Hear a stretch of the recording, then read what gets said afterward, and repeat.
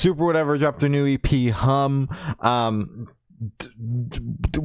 still love the fact that Super Whatevr is back in the year of 2025. We had gotten a couple of quick demos earlier this year, and then Sky randomly posted on Instagram one day that there was going to be a new EP on September 19th, and I was like, well, good morning to you too. Hello there. This EP features some songs that we have already heard from Sky's solo project, as well as a handful of new songs. And it's very much stripped back, reminiscent of very early Super Whatevr, which I appreciate.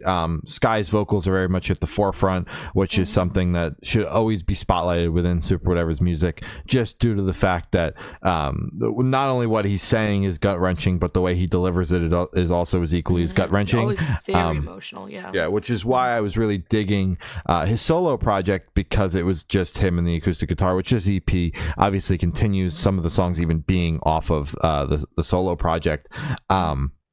So yeah, I'm loving this EP, because there were songs on here that I was like, all right, you didn't have to cut so deep, buddy. Why'd you have to say it like that? Corduroy Boy, the main one being like, I actually looked up and I was like, did he just say that to me? It's like, wait a minute, was this supposed to go on the record? As well as Postpone, those songs are really solid. Those are ones that we hadn't heard already. But I also love Anita, I'm Losing, Worrying About You. Those are songs we've heard, as well as Talking Heads. That was my favorite single that we had heard from Sky.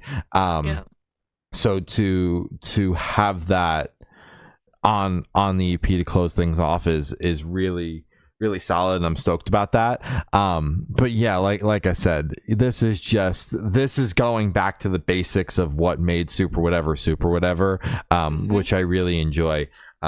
It's just Sky in the forefront, and that is crucial for this band, not getting wrapped up in all sorts of production, although I did really like Don't You Want to Be Glad. That's my favorite Super Whatevr record.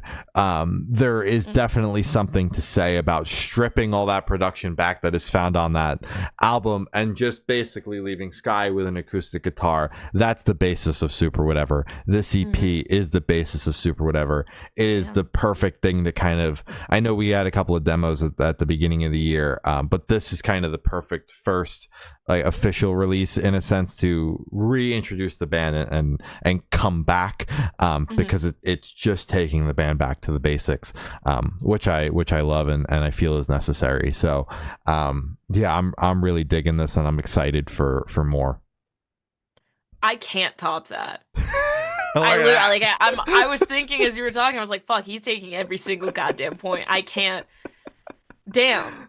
Yes to all of that. I think that this EP is absolutely, I think it's fucking phenomenal. I mean, I've been a fan of Super Whatever since 2019. I don't know.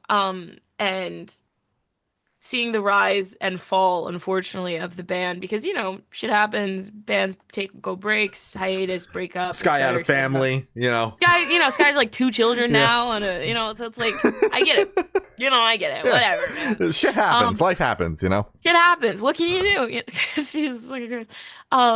So seeing Super Whatever come back, I think you texted me one day, or you just brought it up in conversation. You were like, Super Whatever's back, and I was like, what the fuck are you just gonna drop that on me? And then we went into an interview. It was just like, oh my god, it's like, so and so's coming home. Oh my god, I didn't know. I don't feel prepared. I'm not, I need to make bed. That's because I did the same thing to you that Sky did to me. Sky just texted me. He goes, oh, by the way, the band's back. I'm like, what a wait. Good morning. Exactly. Hello, how are you? What happened to that? So finally having the EP, having the trickle of singles, and those singles being absolutely phenomenal. Anita, I'm Losing, and Worrying About You were my personal favorites. And honestly, Worrying About You is still my favorite off of the record. Just being reintroduced to Super Whatevr in this era, and I completely agree with you, where it's like starting from the ground up again. It's like meeting someone again and being like, hey, that was Saul, I'm Paul, you know, like that type shit, right? Hell yeah.